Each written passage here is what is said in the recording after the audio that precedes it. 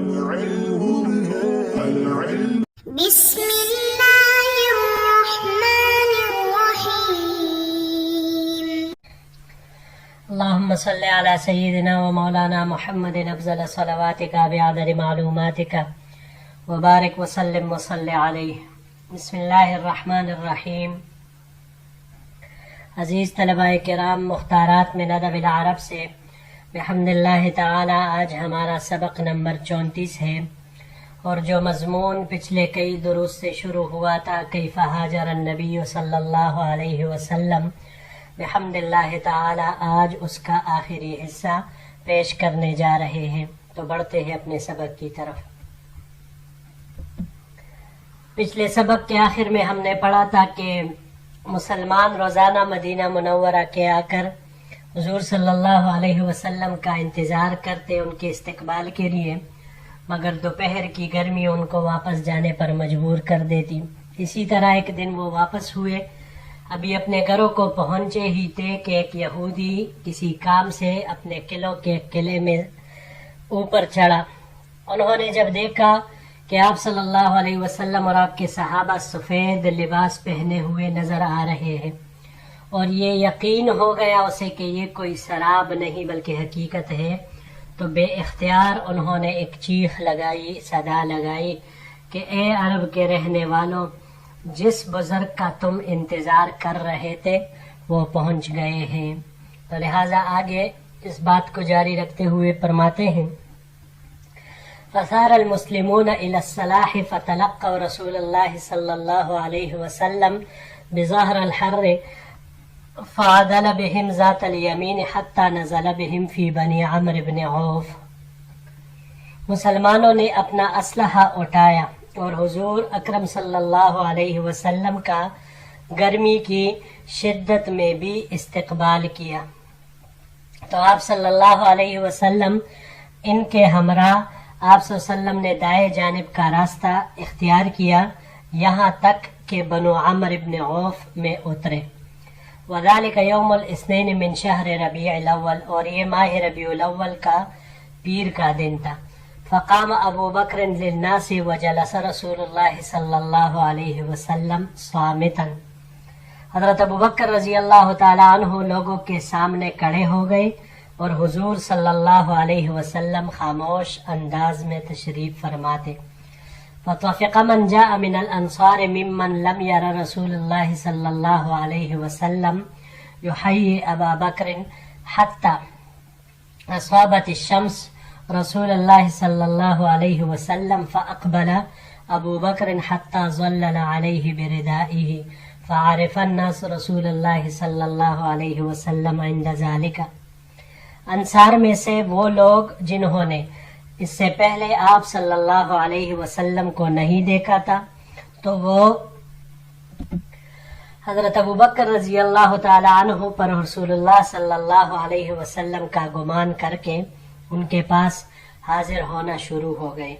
لیکن جب حضور صلی اللہ علیہ وسلم کو سورج کی گرمی کی تپش پہنچنے لگی تو ابو بکر رضی اللہ تعالیٰ عنہ آگے بڑھے اور اپنے چادر لے کر آپ صلی اللہ علیہ وسلم پر سایہ کر دیا.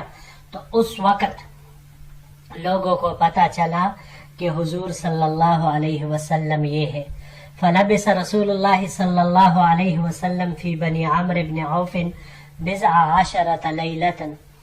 حضور صلی اللہ علیہ وسلم نے بنو عمر میں 10 سے کچھ اوپر راتیں وہ گزاری، وہاں پر ٹہرے. وَأَسَّسَ الْمَسْجِدَ الَّذِي أُسِّسَ عَلَى التَّقْوَى وَصَلَّى فِيهِ رسول اللہ صلی اللہ علیہ وسلم، اور اس میں مسجد قباء کی بنیاد رکھی جس کی بنیاد تقوی پر قائم ہے، اور اس میں آپ صلی اللہ علیہ وسلم نے نماز پڑھی.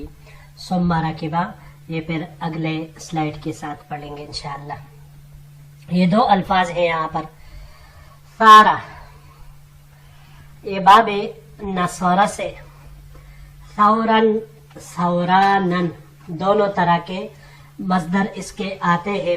جوش میں آنے کے معنی میں، حملہ کرنے کے معنی میں یہ آتا ہے. اس کے علاوہ اس کو اگر ہم باب افعال سے لے لے تو باب افعال سے اس کا مصدر اثارتن جوش دلانے کے معنی میں یہ آتا ہے، اور باب تفعیل سے اس کو اگر لیا جائے تصویرن قوت قریت کرنے کے معنی میں یہ آتا ہے، اور اس کے علاوہ باب مفاعلہ سے مساورتن ایک دوسرے پر حملہ کرنا اس معنی میں یہ آتا ہے۔ اگلا لفظ بضع، بضع اس کا اطلاق 3 سے لے کر 9 تک کے عدد پر ہوتا ہے، اور رات کے بھی کچھ حصے پر اس کا اطلاق کیا جاتا ہے۔ یہ باب فتح سے یہاں پر استعمال ہوا ہے بضوعاً سمجھنے کے معنی میں، اور اگر باب افعال سے اس کو لیا جائے تو باب افعال سے لینے کی صورت میں اس کا معنی آئے گا واضح طور سے بیان کرنا، اس معنی کے ساتھ پھر یہ آئے گا۔ جی بڑھتے ہیں اگلے سلائیڈ کی طرف۔ ثم رکبہ یہ اس کے ساتھ جوڑیں گے۔ ثم ركب راحلته فصار يمشي معه الناس حتى بركت عند مسجد الرسول صلى الله عليه وسلم بالمدينة وهو يصلي فيه يومئذ رجال من المسلمين۔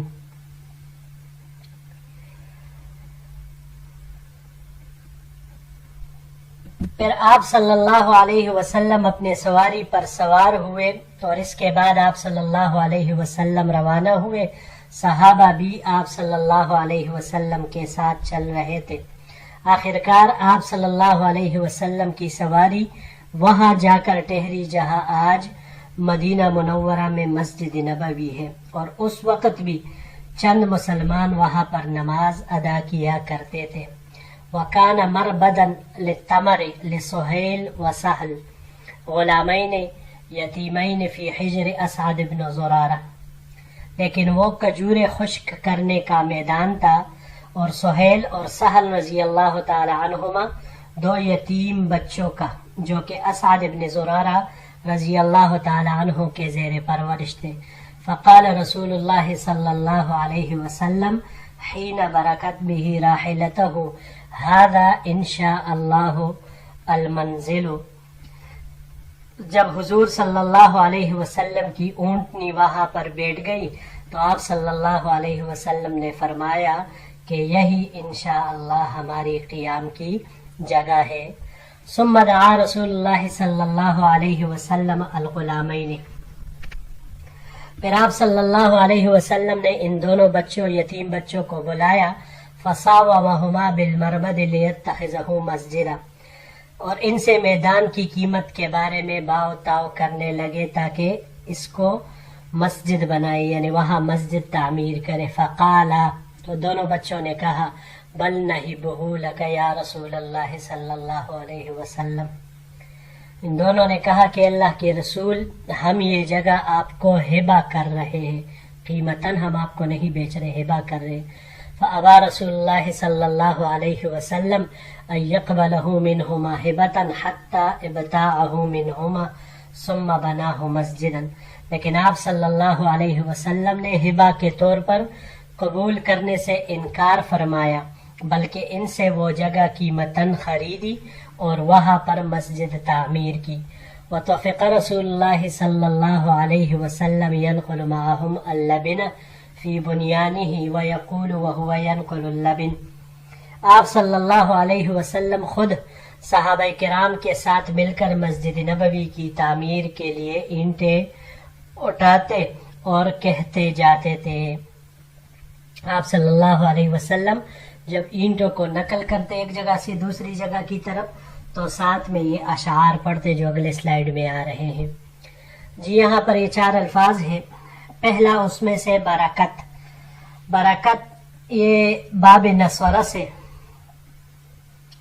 بروکن مصدر اس کا آتا ہے، اور باب تفعیل سے تبریکن بیٹھنے کے معنی میں، اقامت کرنے کے معنی میں۔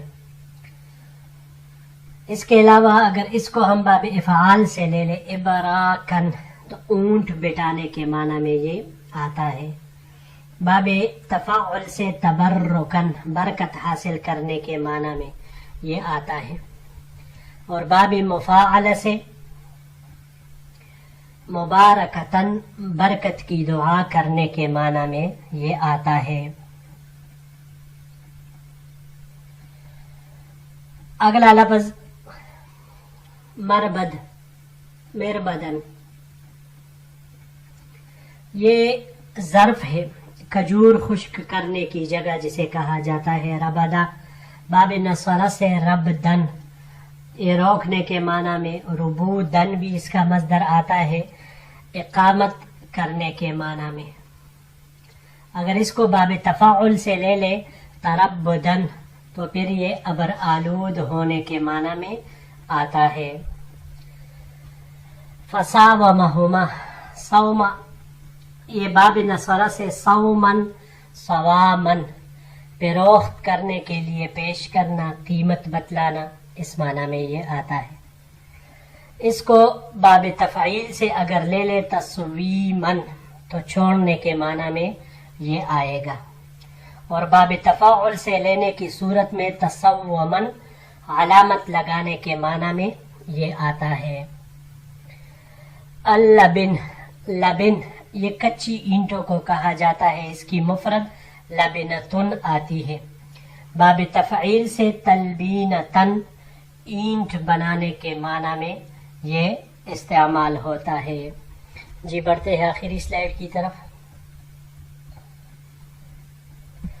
آپ صلی اللہ علیہ وسلم جب اینٹیں نقل کرتے ایک جگہ سے دوسری جگہ کی طرف منتقل کرتے تو ساتھ میں یہ اشعار پڑھتے: ھذا الحمال لا حمال خیبر، ھذا ابر ربنا واطہر، یہ بوجھ خیبر کے بوجھ کی طرح نہیں ہے، یہ ہمارے رب کا بدلہ ہے اور بہت زیادہ طہارت اور پاکی والا ہے۔ ویقول، اور اسی طرح آپ صلی اللہ علیہ وسلم یہ بھی پڑھتے: اللہم ان الاجر اجر الاخرہ فرحم الانصار والمہاجرہ، یا اللہ اجر تو آخرت ہی کا اجر ہے، مہاجرین اور انصار پر اپنی رحمت نازل فرمائیے۔ فتمثل بشعر رجل من المسلمین لم یسم لی، اس طرح آپ صلی اللہ علیہ وسلم نے مسلمانوں میں سے ایک شاعر کے شعر سے تمثل کیا جس کا نام مجھے نہیں بتلایا گیا۔ قال ابن شہاب، ابن شہاب فرماتے ہیں: وَلَمْ يَبْلُغْنَا فِي الْأَحَادِيثِ أَنَّ رسول اللہ صلی اللہ علیہ وسلم تمثل ببیت شعر تام من غیر هذه الابیات، کہ احادیث سے ہمیں معلوم نہیں ہوا کہ آپ صلی اللہ علیہ وسلم نے اس شعر کے علاوہ کسی بھی پورے شعر سے تمثل وہ کیا ہو۔ یہاں پر یہ بات ہے کہ آپ صلی اللہ علیہ وسلم نے جو کہا کہ ھذا الحمال لا حمال خیبر، خیبر کی بوجھ کی طرح نہیں ہے، تو اس کا کیا مطلب ہے؟ اس کے بارے میں تھوڑی سی وضاحت کر دیتے ہیں کہ اس کا پس منظر یہ ہے کہ خیبر یہ مدینہ میں اپنے کھجور وغیرہ کے اعتبار سے کافی مشہور تھا۔ وہاں کے باغات کے مالک پل اناج وہاں سے اٹھا کر یہاں لاتے تھے تاکہ اس کے ذریعے سے پیسے کمائے، دنیا کمائے۔